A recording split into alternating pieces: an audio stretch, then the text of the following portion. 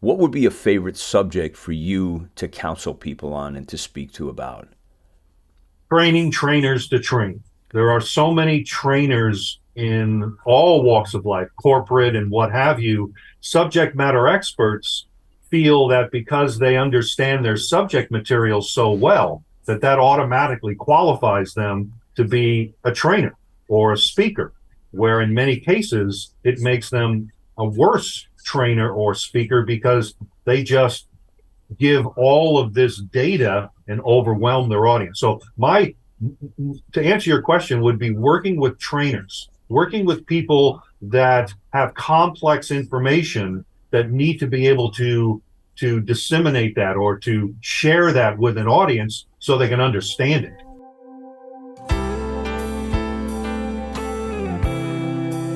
And now here is singer-songwriter, broadcaster, audio-video artist, entertainment agent, and your host. It's the master storyteller himself, James Kevin O'Connor.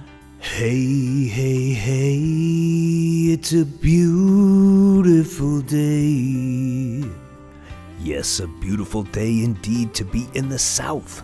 That's where we're heading today, but before we get into that journey, I'd like you to just take your phone, if you have it, in the upper right-hand corner. You could hit one of those three buttons and you could forward this show to a dear friend who may really value the content in this episode. My guest today is a dynamic professional speaker, trainer, and coach with over 25 years of experience in the field of training and development, leadership, and communication. With a passion for helping individuals and organizations achieve their full potential, he brings a wealth of knowledge and expertise to his presentations. You better strap up your seatbelts because we're taking a ride today from the Music City all the way to Atlanta, Georgia to hang out with David Doerrier.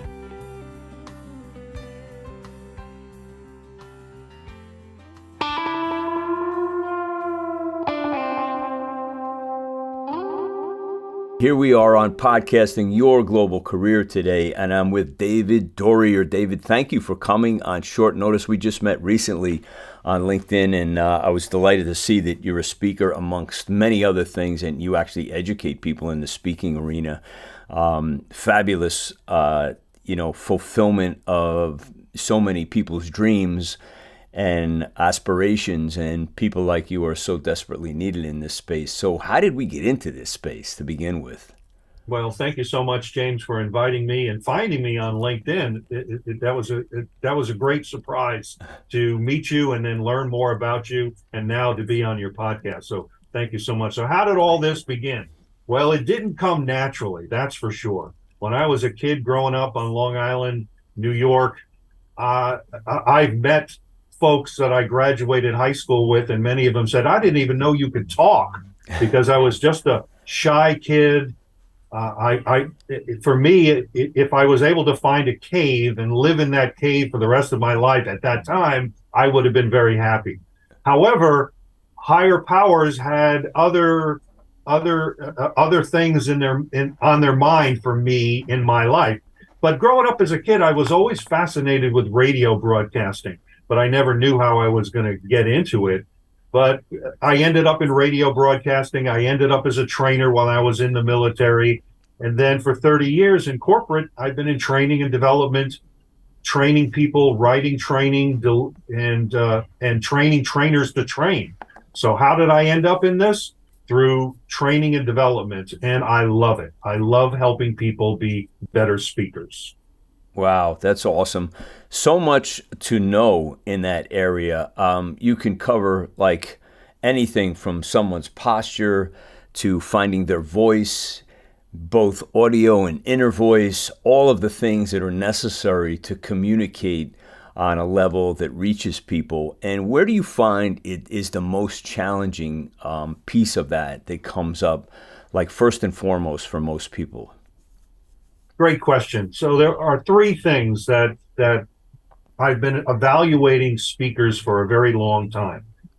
Many of the speakers that I have evaluated were at networking events, and I would sit in the back of the room, and they did not know, the speaker, someone doing their 5 or 7 minute presentation, they didn't know that I was taking notes. But out of the 50, 60 people that I evaluated in that fashion, there were always three things that always came up. The first is to know your audience.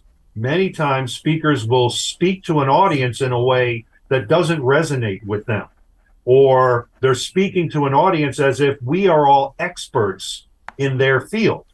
So knowing the audience and being able to speak to that audience and making your content relevant to your audience is number one.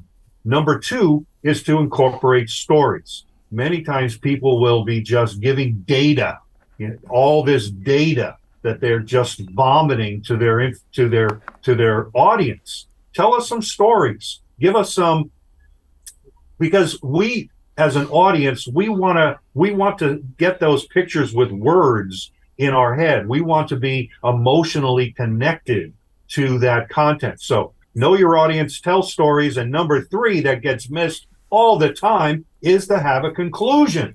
People will get to the end of their presentation and say, all right, that's it, I'm out of here. And there's no conclusion.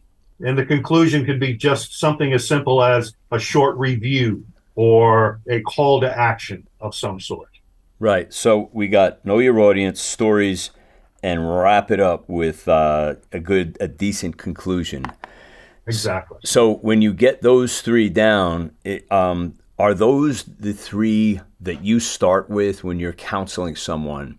As let's get these fundamentals down first. Is that how you do it? Great question. Great question. I wouldn't start with that. If you and I were working together and I was starting the coaching process with you, first thing I'd want to know is, what are your goals? It's all about you at this point. I'm not sharing tips and tricks and body language and any of that at this point. Right. Because I need to know what your objectives are. And once I know those, then we can take off and the rocket takes off at that point. Yeah. Now, you've not only trained people, but I'm assuming you've done the speaking, touring, and been on stages doing your own thing, correct? Somewhat, yes. I do more coaching than speaking, but I need more speaking opportunities, yes. Okay, so what's your favorite space to be in where you feel like your authority is, and just the teaching aside, but just lining up with that, adjacent to that, if you will, what would be a favorite subject for you to counsel people on and to speak to about? Training trainers to train. There are so many trainers in all walks of life, corporate and what have you. Subject matter experts feel that because they understand their subject material so well, that automatically qualifies them to be a trainer or a speaker, where in many cases it makes them a worse trainer or speaker because they just give all of this data and overwhelm their audience. So to answer your question would be working with trainers, working with people that have complex information that need to be able to disseminate that or to share that with an audience so they can understand it. Right. So when you get into that with a trainer, do you find that they've somehow not misled anybody, but they somehow didn't really have the knowledge that they possess, and you wake them up? And is that a real shocker for them to say, I didn't know what I didn't know, and here I am teaching people? That's kind of an untenable position, right? It's like, I signed you up to train you, yet I don't really have all the tools that I really should have. Yeah, I find two types of people. One is the trainer that feels that there's something missing. Something just isn't working right, but they don't know what it is. They can't put their finger on it. Yeah. They may be working for a leader or a manager that also has been moved into that leadership role, that training leadership role, more so because of their time in the organization, and don't have a training background to really help them. So there's that one individual that knows something's missing, but they can't put their finger on it. And then that's where I can come in and help them out. And then there's the other trainer that just doesn't, I don't want to say doesn't care, just doesn't have enough knowledge to really understand what training is all about. Right. Some people think it's just talking and telling, it's just spitting out information and not really thinking about who is my audience, what is their learning style. The other thing is, the big aha with these trainers is that realizing that everybody in that audience learns differently, retains information differently. Many trainers will think that, well, if I learn this way, then everybody learns exactly the same way. You know, you bring up such an important point, and I've been beating the drum about this for years. As you know, it's so like typical school experience. I don't care if it's grade school, high school, college, whatever. But you know, you talk with a friend who this happened to me a couple of years ago, and we were assessing email platforms, and you know, he was using MailChimp and I was using something else, and we both started talking about MailChimp, and he was like, I don't get it. And this kid was brilliant, a really smart young man, and accomplished concert pianist and violinist. I mean, he was just extraordinary producer. And we were just going back and forth how one of us, you know, got it like that and the other one didn't. And then you take another platform and the reverse happened. And it underscores your point about we really still don't know how to teach a human being, like on a macro level, because it's like you're just taking like all these students, I don't care what age, you're throwing them in a room and expecting them all to have the same interpretation skills of knowledge that each other has. And it just doesn't work that way. And it's like we all like receive information so differently and process it differently that you end up, you know, in my case, I thought I was a dummy. I just lost all concentration because I was a kid always dreaming out there. I was building things. I was, you know, flying on a jet plane. I was like, I was, you know, like dreaming all my dreams, and school was just too boring for me, you know. But so how do you overcome that challenge of, you know, how do you get to this person and dissect that and really, really connect with them?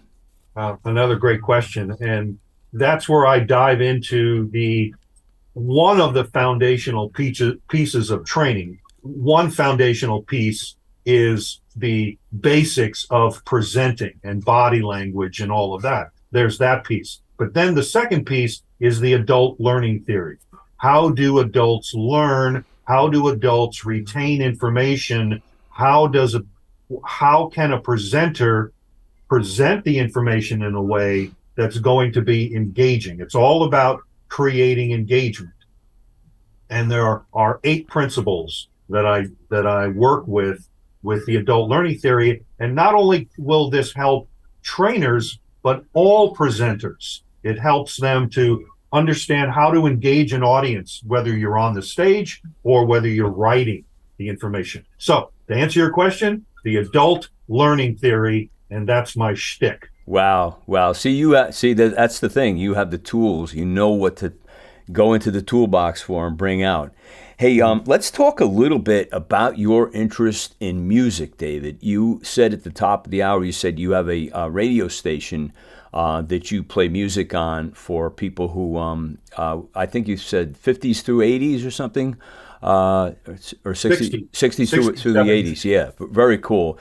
Probably our most creative part ever in music, I would say. Like when the 60s came out, there were no rules. Everything was being rewritten, and there was an explosion of creative music like everywhere you turned. And I don't think we've ever like really topped that yet, you know, and maybe we never will. I don't know. So tell me about your experience of putting this together. Why did you put it together? And tell me about how you integrate this into your life. Well, great question. Thanks. Well, I mentioned earlier I was in radio broadcasting for 12 years. That really was a big part of my life. That was back started in the early 80s until the mid 90s or so. And back in, 2015, I was introduced to internet radio. And I was helping a friend of mine, because I'm also a voiceover artist as well. Got the big microphone to prove it. All right. And well, I want to make sure I'm using the right microphone here. Hold on a second. No, I'm not using the right microphone. Hold on. I was using that one. So could you hear me better now? oh yeah, that sounded really badass. Pardon my French, Okay. but that sounded really good. So let me get So, another so one. now it should be a whole lot better, right? Yeah, much better quality for sure. Oh, okay. Sorry about that. This microphone was way over here. That's okay. Anyway, Yeah. I was helping him to produce some jingles for his internet radio station, and after a while, I was saying, "Hey, wait a minute! I could have one of these of my own because anybody can start an internet radio station." That's a whole nother subject right there. So 2015, I started the station, and I started with just the 1970 through 1976. And even though I had been in radio broadcasting in the past, I was just blown away on how much great music came from that short period of time, Yeah. 1970 through 1976. And I was just doing the top 40 stuff at that time. And then the station has kind of evolved over the years to where it is now. I brought in the 60s, I brought in the rest of the 70s, I brought in the 80s, and a lot of album oriented rock, AOR, for those that grew up in our time period in the New York tri-state area. You may remember WNEW back in the heyday, playing album oriented rock, and that was one of my inspirations, and also WBAB on Long Island. Yeah, that was the coolest stuff going because they would play an entire album, and like you put the radio on and go, hey, we're going to get into whatever, and we're going to play Dark Side of the Moon or whatever. And they play the whole album on FM radio. That was very, very cool. Love those days. Yeah. So right now I've got over close to 8,000 songs are part of the library. It's for the most part, it's automated. There's no commercials. You can find it by going to cliradio.com, which stands for Classic Long Island Radio. Once you're there, you could listen to the station there, or you can find there are a number of apps that you can also find the station. Wow, that is terrific. So do you ever come on and do any talking on it, or is it just completely music? It's completely music. It's completely music. There are jingles in there where you hear my voice. I can go live if I wanted to, but I don't. It's I have categorized every song based on the tempo in and the tempo out, so it can all mix. I've created clock wheels so everything mixes just right. And I've got two special shows. Sunday morning, Smooth Jazz Sunday is 7 a.m. to noon, or 7 a.m. to 2 Eastern Standard Time. And then I have just started a blues show from noon to 4 on Saturdays. Wow, that is great. So do you do all the programming for this? All of it. Wow. 100% finding the music, buying the music. Yes. Wow, that is some endeavor. So when do you sleep, David? Well, I do pretty good. I go to sleep every night at 10 o'clock, and I'm up at 6 o'clock every morning. I go for my morning walk, but things are always spinning in my head. But I that's my time to really release. Yeah. So no retirement in your future. I am retired from the military. However, retirement, I don't know what. No. Yeah. No, I'll always be working. I'm encouraging people to take that out of the lexicon of their vocabulary, the word retirement. It's like, no, there's too many good things to do each and every day, So outside of that, what do you like to do when you have chill time besides your morning walk? When you want to be away from business, just to say, I need a little break. I want to do something for my own head. What do you like to do? I love to drive. My wife and I, to go on vacations here in Atlanta. We're not that far from Orlando, Hilton Head. We spend a lot of time, Savannah, Myrtle Beach, just getting away from the weekend, going up to Asheville, for a long weekend. So we really enjoy that. I love my music. I've got it on in the background. I love tinkering with that. My wife tells me I tinker with it too much. It is a hobby. It's a somewhat expensive hobby because I've got to buy the music, but it's so rewarding to see how many people are listening to it around the world. Yeah. That is very, very rewarding to have that going on. Yeah, you're a man after my own heart with that traveling. I was just in Myrtle Beach, I think a month and a half ago. Really beautiful down there. And the South in general is just awesome. Really love it. As we're getting closer to the end here, what can you share with us, with our audience, to say if there's somebody who is thinking about expanding their speaking career, and they've been on the fence and they're not really sure, what to do, how to go about it. What can you say to them to convince them to invest in themselves, to broaden their horizons? Well, someone who's looking to make it as a career is certainly that one individual that I could talk to and to answer their questions about the speaking business. I've been a part of National Speakers Association for a while as well. And the other person that I like to talk to is that one that knows they need to get out and speak at work or in other places, but has that fear. The number one fear is speaking in public. Number two is dying, and stealing a joke from Jerry Seinfeld is that we'd rather be in the coffin than giving the eulogy. So that individual, that business owner that knows they need to be up and speaking in front of the networking event, but is afraid to, doesn't know how to write their presentation, that's the individual that I really would like to talk to. Yeah. And the way that you can talk to me is go to my website, presentyourwaytosuccess.com, and you'll find a link all over the place on my website to set up a free 30-minute coaching call. No selling, all about you and answering your questions. You can't beat that with a rubber mallet. That is an offer that you just can't refuse.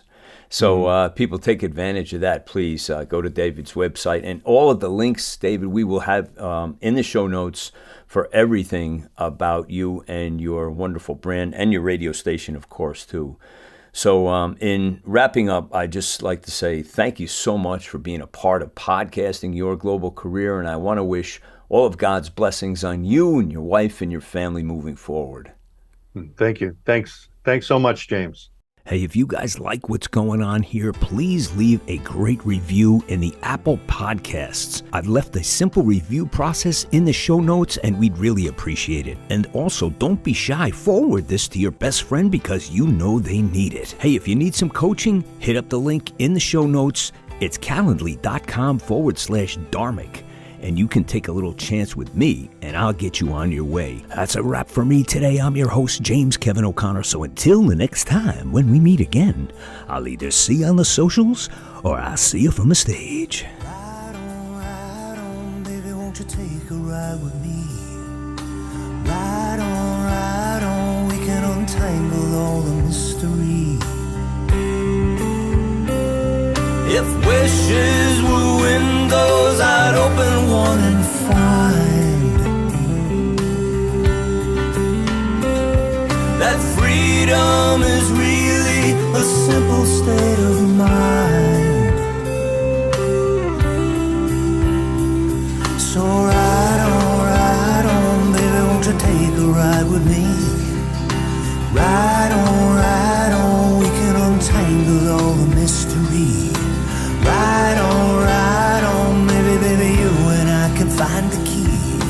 Ride on, we can unlock each other's destiny. I taste the breeze of freedom, it's tingling on my tongue. You and I out on the road will stay